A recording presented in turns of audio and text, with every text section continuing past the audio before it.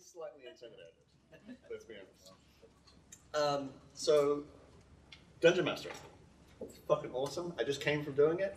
I'm sweaty. I'm kind of tired, a little bit dehydrated, but it's great, right? Yeah. It's really good. Yeah. Yeah. Oh. Reaction. So we'll be covering over a few things today. Ignore this giant screen, this podium. I don't have any of that shit. So, your expectations? What are your expectations? No, I've been traveling for about a month, so like I just didn't have time to put any of that shit together. So we'll be covering over a few things today. Like what do you actually do when you're a DM? Like when you're actually sitting down at the table, like what do you do?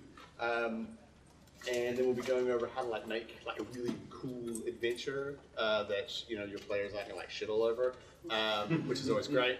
How to make like some good NPCs and just like general kind of tips and stuff.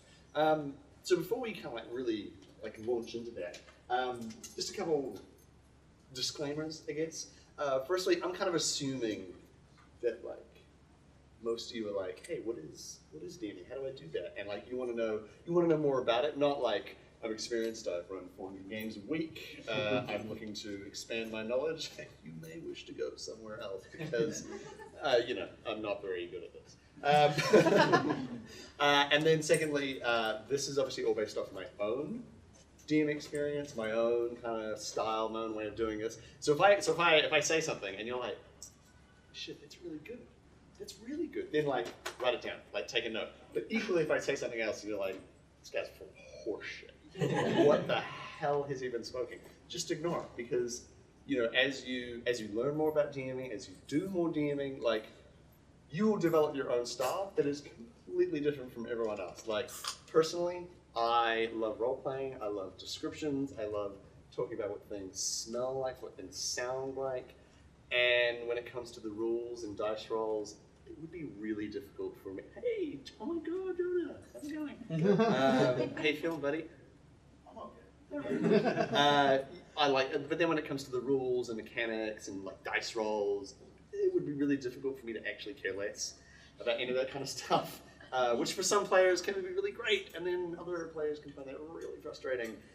So it really kind of comes down to what your style is. So I really just wanted to like get that out of the way. Don't take anything I say as gospel because I am full of shit.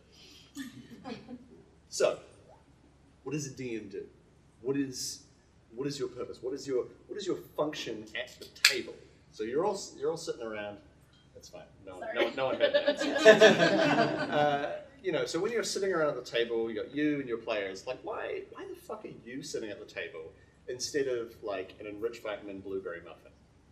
What is the difference? If you were to disappear and be replaced with a baked good, what would be the fundamental difference? Are you an arbiter for the rules? Do you run the combat, play the NPCs? Do you tell the stories? Do you organize your players so that you can play more than once, like every 7 or 8 months? The answer is yes. You do all that crap and more. And like if that sounds really intimidating and like sounds like a lot of hard work, it kind of is. But it's very rewarding. It's very fun. So what I like analogies. I like metaphors. So we're gonna go head first into my first one. So what we want to think about is what is your overall goal as the Dungeon Master or the Game Master or whatever the fuck you want to call it. I'm gonna say Dungeon Master because I play a lot of Dungeons and Dragons. Obviously, as a person, as you, your goal is to have fun. Is to have an enjoyable time. Like if you're not having fun at the table, what are you doing? What are you doing? Like, go and do something else. But as a Dungeon Master, like, what is your goal with respect to the rest of your players? So if we go into an analogy, let's think about the rules of a board game. What do they provide in terms of the game? So you have your box and it's full of pieces and little wooden men or like a novelty mousetrap or something. What are the rules? What do the rules do? Without them, You just have a lot of little tiny components and not really a hell of a lot else. Because without that, you don't actually have a game. So the rules provide a structure for you to play the game. They allow you to actually sit down and be like, okay, I'm going to partake in some zany action. It's a crazy contraption. It's fun. It's Mousetrap. You know what I mean? And so you are kind of the rules in this case. You are the box that the game comes in. You allow the game to exist. So if you've got your table, you've got your 4 players sitting around the table, and then you come along and you sit down at the table, you're dungeon mastering. You did it. Fantastic. Well done. Congratulations. Everyone go home now. We're done. That's seriously all there is to it. As long as you're there and you're willing to do it, you've done it. Beyond that is really just kind of the nitty-gritty. Because you have a lot of people who want to play Dungeons and Dragons, and very, very few people who are actually willing to put themselves up there and actually run the game. So as long as you're there and you are willing to do it, fucking hell, mate, you've done it. So, but we've only been here for like 5 minutes, and I feel like you kind of want to get your money's worth. So maybe we'll go a little bit beyond that, and actually talk about what we do when we've got our 4 friends sitting around the table and they want to play some Dungeons and Dragons. Other than pee ourselves just a little tiny bit, what do we actually do? So my first kind of chief point here, the big one that I constantly harp on about and that just drives me nuts when people don't do it when I play with them, is description.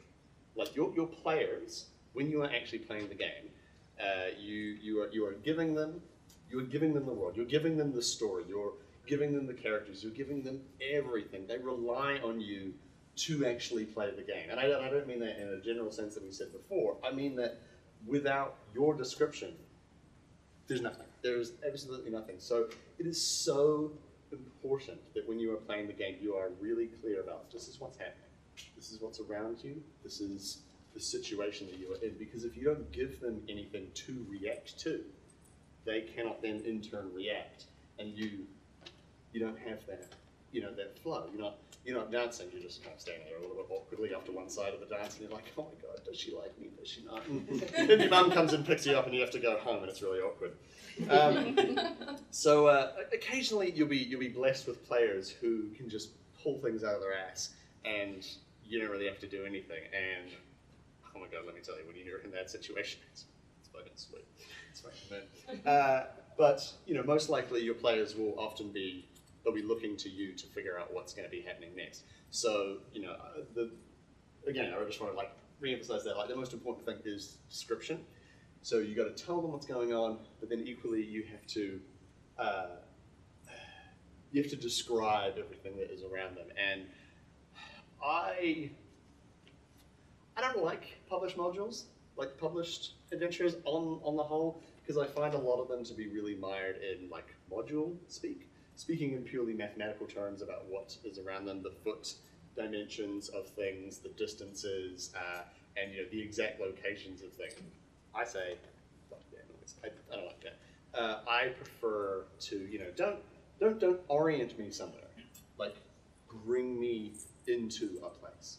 What does it smell like? What does it sound like? What does it taste like? What does it feel like on my skin? And so when you're DMing, that is one of the most important things that you can provide with your player, to your players rather, is a place for them to go into and to really kind of be like, hey, when you come on into this world that I've made, rather than mathematically and very clinically describing something, describe it in an emotional way or describe it in a fun, poetic way. You feel me? But what is really important to remember about description, though, and I'm very guilty, very, very guilty of this, is that you need to remember that your players don't think like you do, which is really surprising, I know, that other people actually have different thought processes. So when you're giving your description, it is kind of important to remember what is important and what is not important. So if I'm describing, you burst in the room, there's a panel going on, and there's some idiot at the front talking out of his ass. What part of that is important? As a player, what am I supposed to focus on? So I always like to, when I'm writing out my description, I like to have a hierarchy of what is important and what is not important. And And so when they burst in, I like to say, okay, immediately you see the dragon, you see the treasure, you see the body on the floor or whatever. And so that is like, hey, focus on that and not all the other stuff I'm about to say. And but don't be surprised, don't be shocked when your players do pick up on things that are just totally and utterly irrelevant at all times, no matter what you try, they will always do it. It's I think it's actually might be in the back of the rule book that you have to do it at all times. The second thing to keep in mind, and this is one that I still kind of struggle with, and it took me a really, really long time to actually, I guess, understand or kind of do, is to accept your players' offers. So when you're describing something to them, and they say, "Oh, well, can I do this?" or "Can I do that?" or "Is there this or that thing?" Say yeah, sure, why not? Like, yeah, that does exist. Like, accept their offers, and I don't really like to think of it as yes and in that traditional kind of improv sense, or like no or anything like that. I like to think of yeah, sure, as in like yeah, sure, like let's make that happen. Let's stop, collaborate, and listen, and make that shoot me now, and actually make that work. Like let's kind of work together to make something cooler than what you could come up with, and that is cooler than what I could come up with, because like both of us are pretty fucking lame. Because your players pretty much every single time, especially if there's a group of them and they're all kind of working together, they will always come up with something that is more creative than what you came up with. Oh my god, it's about 1,000 fucking degrees in here. I'm so sweaty. Anyway, so I just had to really share that detail. And Scripted? yeah, thank you. It's just descriptive. Yeah. And accepting those offers from your players, allowing them to not just react to, not just allowing them to react to your description, but also actually kind of contribute to it and add to it, will actually encourage them to then add more. You're not just saying like, hey, it's okay for you to play the game. You're like, hey, it's okay for you to actually become invested and really kind of get into the game. Because I mean, when you're playing the role when you're playing a role-playing game of any kind, it is kind of scary to sit down and be like, okay, you're a stranger, you're a friend, you're a friend, you're a friend, but we're all like pretending to be idiots at a table together. It's a little bit nerve-wracking. And so as the dungeon master, as the person running the game, if you're willing to basically say, like, not explicitly, but if you're willing to say like, hey, whatever you come up with, it's cool, I will love and accept you, and give you a little smooch, they'll feel more comfortable to actually get involved in the game. And having played in a few, shall we say, less than amazing games, where everyone's just like a little bit uncomfortable, a little bit withdrawn, don't want to get involved. Like, that sucks, absolute assholes. Like, it's really, really bad, because no one wants to play. I think you're right. No one wants to play. No one wants to get involved, and so you want to make an environment where it's like, you're all good, everyone's good, we're all friends. Speaking of having fun, speaking of everyone getting together and having a good time and grooving and dancing, what also kills a game in like 5 seconds is when it stagnates. It gets sweaty, gets real sweaty and gross, because it's just sitting there and it's not really doing anything. So I would say your third most important responsibility when you're at the table and you're actually running the game is keep it moving. Keep it moving in some way. It doesn't necessarily forward. Go sideways. You don't have to go forward. I mean, don't go backwards, obviously, because that's counterproductive. But just keep the game moving, because again, like I said, your players will react to what you give them, and if you're not really giving them anything, if you're not pushing things forward, then like 9 times out of 10, your players will just kind of wait for you to provide something and get things kickstarted again. So you got to be the one to be like, okay, let's fucking go over here. This happens. This, something happens to kind of get things kickstarted again. And once you've once you've reached a point in your game, and you've got your little plan, and we'll talk about that in just a second. And you've got your little plan, you're like, okay, they've reached this point now, and they're waiting, and they're doing their thing. Always be thinking about, how do we get to the next bit? Not necessarily how do I rush them along, but more like, how do we just kind of keep this train going? How do we just keep checking a little bit of coal in that fire to kind of keep things moving along? And I'm glad you're chuckling at that, because I worked really hard on that metaphor.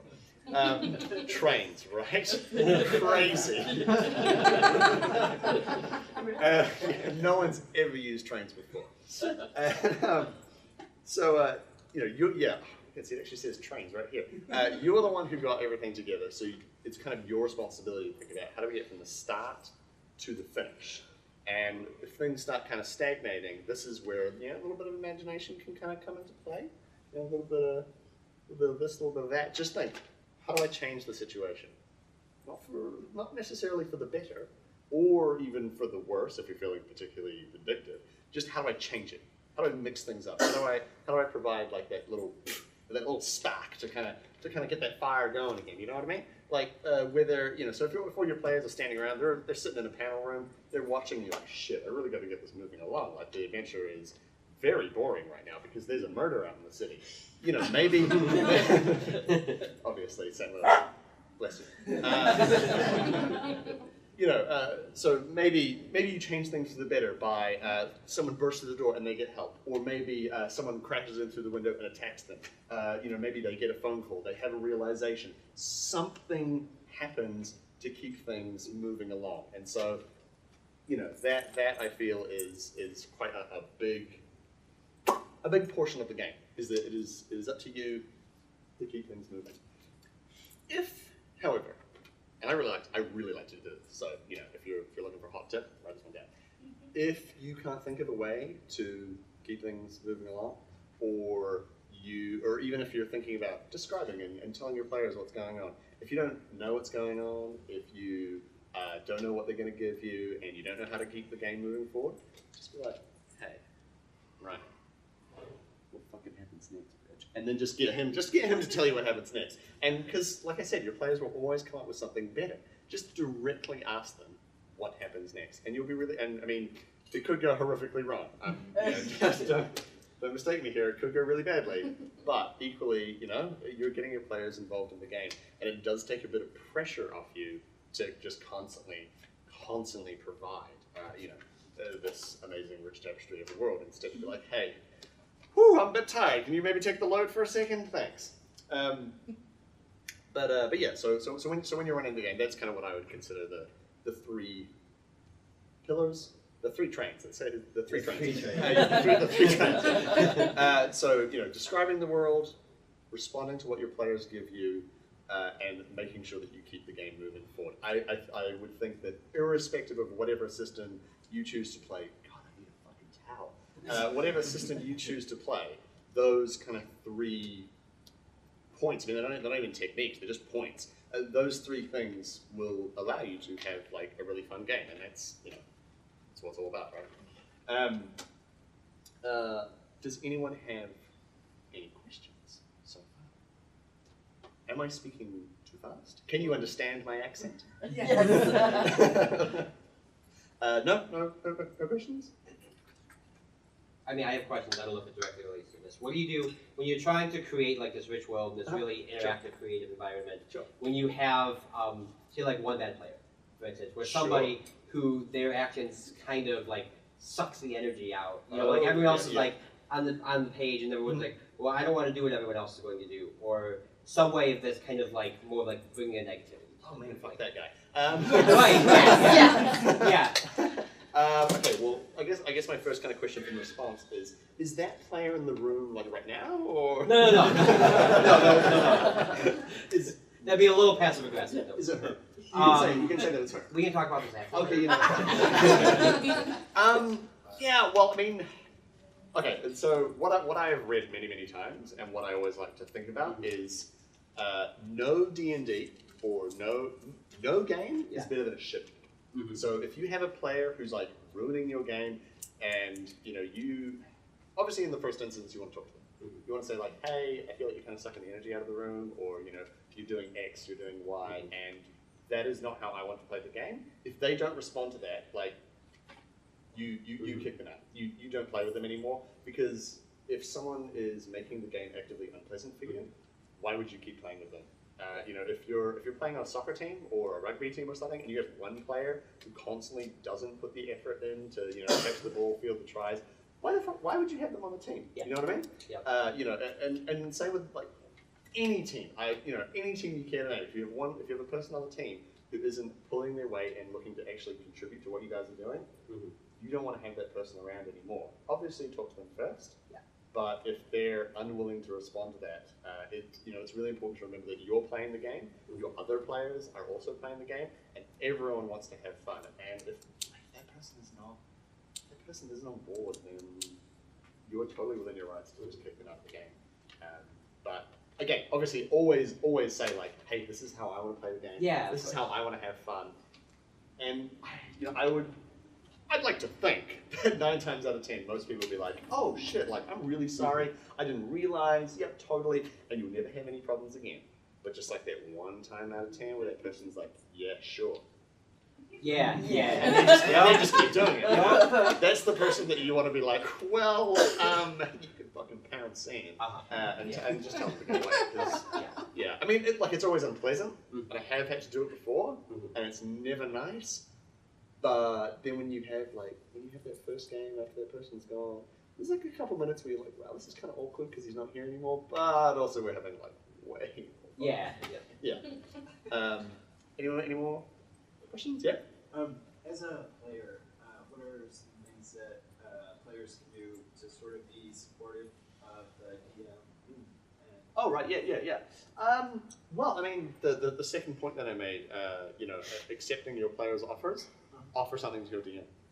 You know, if I say to you, you open the door, but you know the door opens with a creak and there's a cold breeze in the air, and you're just sitting at the table and like, I mean, this depends on the style entirely, obviously, of the game. But if you're sitting there and I say that, you know, the door opens with a creak and a cold breeze brushes through, maybe just be like, oh, I pull my blanket around me tighter because it's really fucking cold. And then, you know, if I'm like, you know, there's some barrels in the corner and a set of old rusty drawers. You know, like, don't just kind of like stand there and wait for me to be like, one of them is shining and has an exclamation point above it. Be like, okay, sweet, I'm gonna go check out the barrels. This is what I'm gonna do. This is what I'm looking for. Like, actually be like, invested in it. I mean, there's nothing worse than a player who is kind of passively playing the game. And sometimes that can be nerves, totally. But like, if your DM has created a good environment for you to play in, you should have no qualms, no fear about just embracing the game entirely and just really getting into it. Like, that for me is the #1 thing that you can do as a player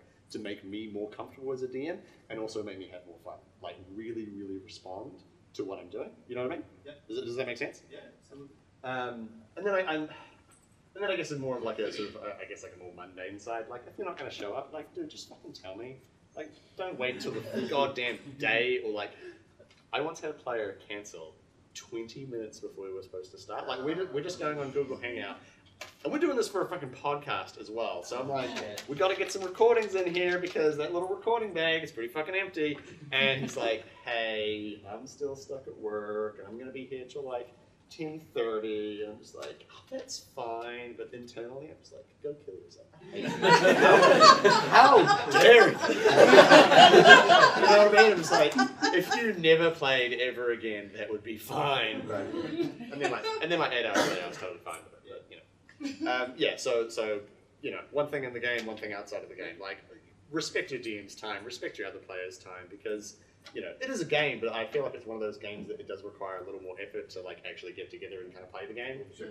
Yeah. Can we get into that mental space? Yeah, exactly. And I mean, especially when you're all kind of our age, you got like jobs and shit, like, gross, you know? So, it just not work.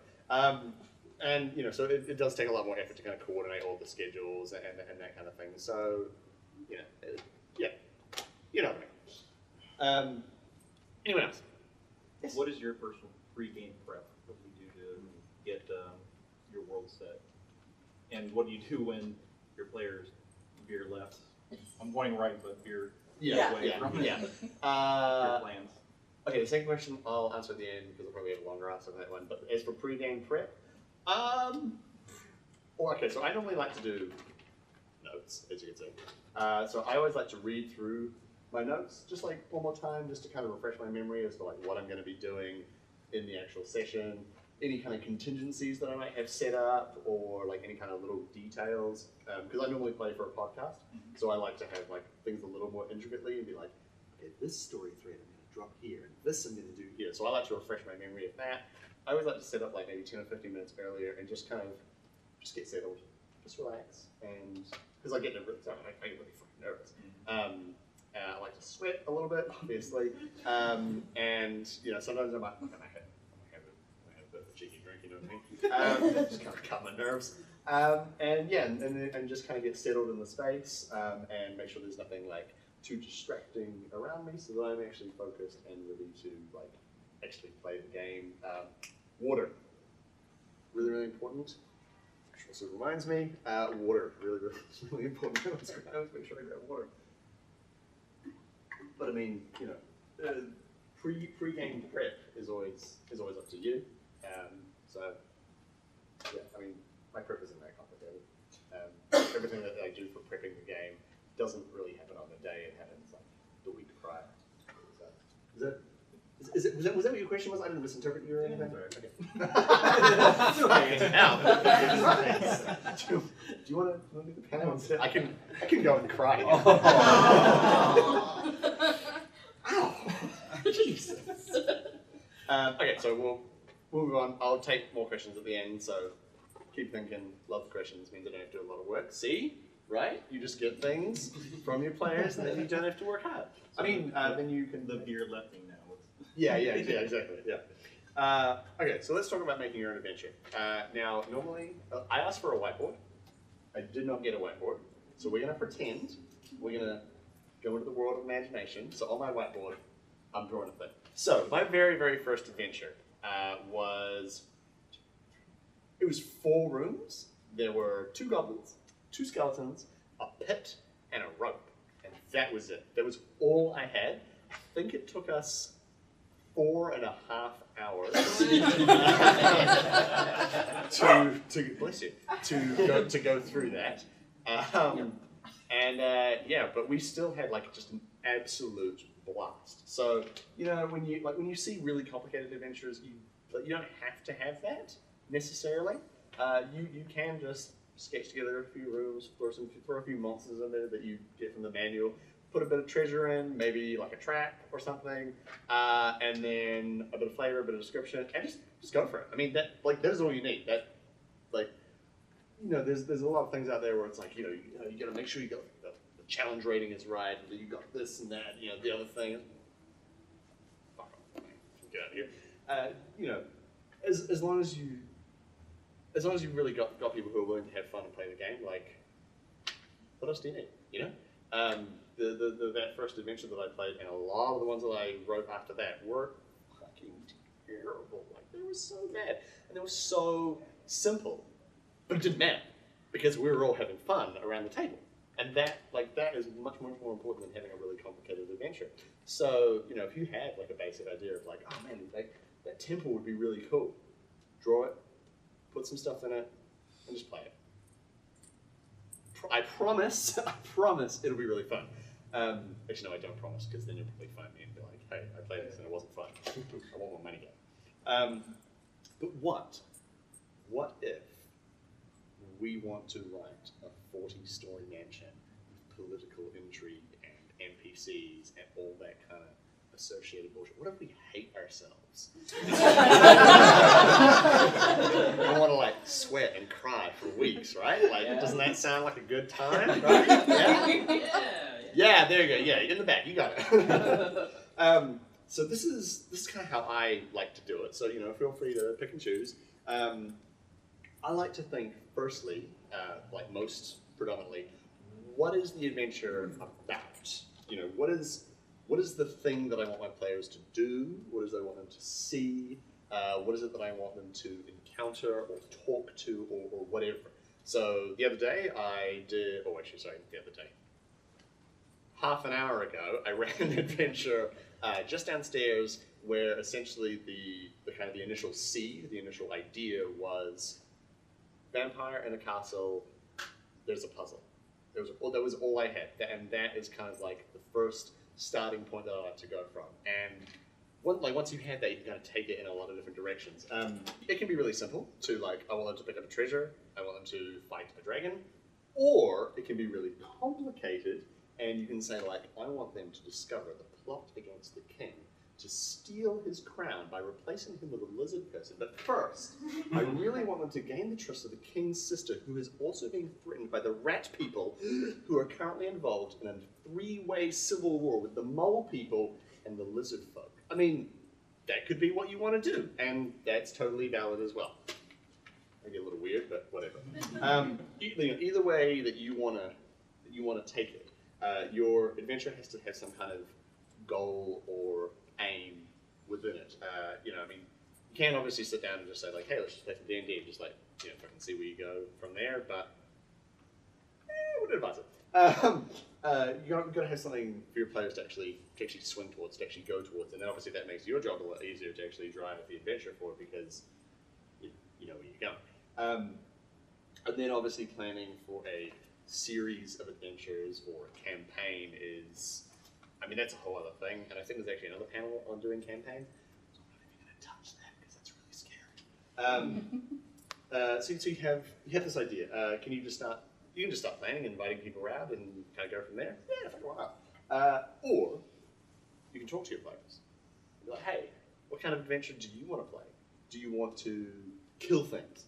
Do you want to loot treasure? Do you want to talk to NPCs? Do you want to see the sights within my mind?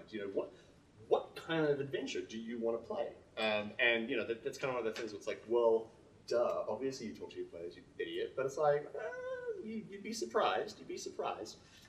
So talk to your players and find out what kind of game they're into, what kind of style they want to get involved in, and again, they'll surprise you. They'll actually give you quite detailed feedback and say, this is what I want to do. These are the kinds of characters that I want to play. These are the kinds of abilities that I want to use, or these are the kinds of stories that I want to get involved in, and it'll make your job when you're planning a lot easier. But the beauty is that you don't have to change your initial idea, because your initial idea is only like a sentence long. So you can just change that. You can just change it. So if your idea is vampire, puzzle, castle, and your players are like, I want political intrigue, that vampire is now an NPC that they have to talk to find the puzzle. Or if they're like, I want to kill shit, I want to stab things multiple times, then, oh man, that vampire, he's not an NPC anymore, boy, he's a boss, and you gotta kill his ass so you can get the puzzle and get the treasure and go home. So your idea is always flexible. Bless you. Your idea is always flexible depending on what your players want to do, or necessarily maybe what you want to do, because so yeah, pretty much every idea can be adjusted depending on what your players want to do. What do we do after that? Yeah, this is really where it comes down to a personal preference. Now, this is what I like to do. Get a piece of paper, bullet points. Encounter 1, encounter 2, encounter 3, encounter 4, encounter 5. These are the bits that I want my players to go to, and just go from there. So I like to think of it like, again, if I had the whiteboard, I'd draw it, so you just have to imagine. I like to think of it like a really crude drawing of a house. So I'm not even the architect of the house. I've just drawn a house and like, this is what we're going to do. And then my players, they're the builders, they're the architects, they're the ones filling in all the gaps, deciding where the windows are going to go, putting in all the bathrooms and all the copper piping and filling in all the electrics and stuff like that. I've just kind of come up with a general concept, the general idea of a house. I haven't actually come up with a plan for a house. I've just got an idea for a house. So when you're planning your adventure, and let's say it's a vampire in a castle with a puzzle, think about, okay, where's the adventure going to start? It's going to start in a tavern. Okay, the adventure starts in tavern. Great. Okay, what's going to happen in the tavern? The tavern is full of zombies. There are 6 zombies. Great. Okay. Do you need to go any more beyond that for that very first part? If you want to, you can. You don't have to, though. And that's the thing. You don't have to, go any further than that. And the same is for the rest of it. You know, okay, what's happening next? Well, I want them to go to the village. So in the tavern, make note that the village is north. Great. Okay, cool. What happens in the village? They meet this person, they meet that person, and there's a general store.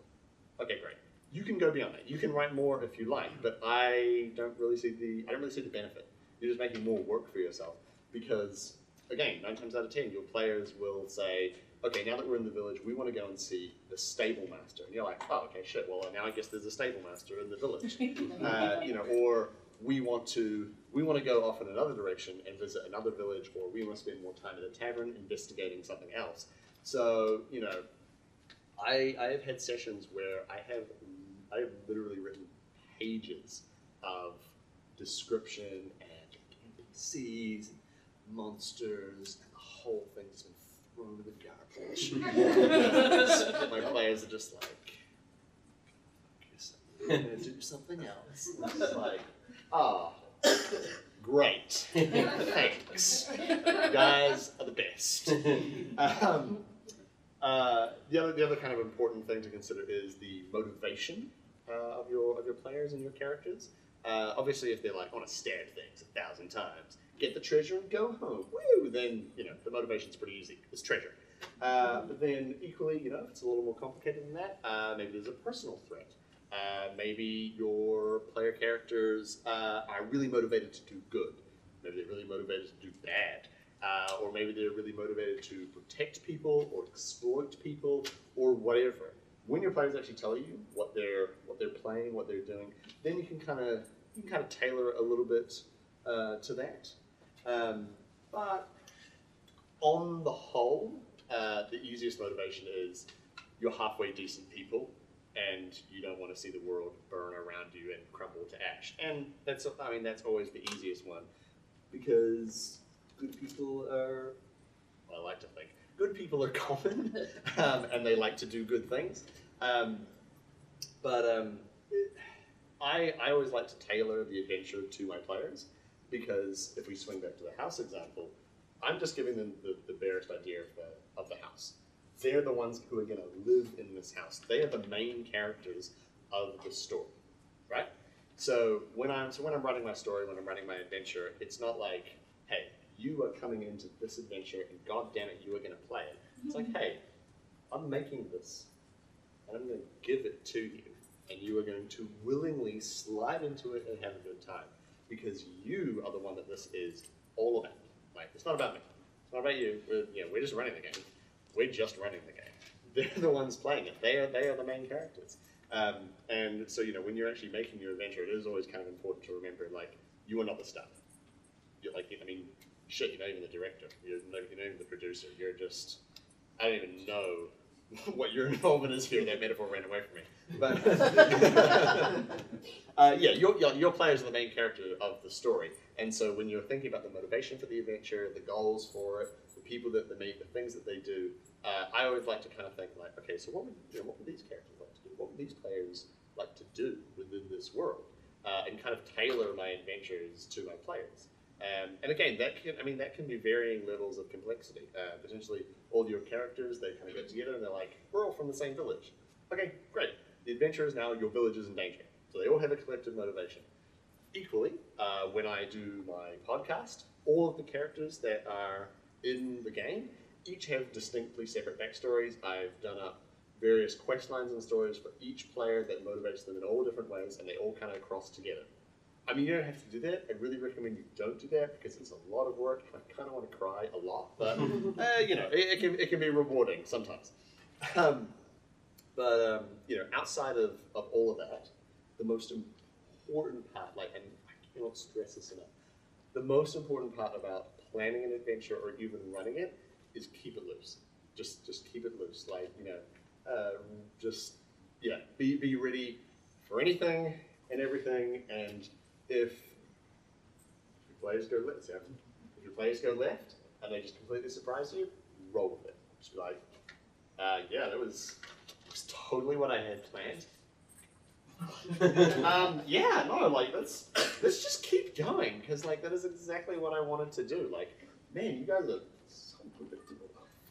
You know, so like don't stress out. Like don't get all wound up if things go beyond what you've planned. If things go outside of your what was that?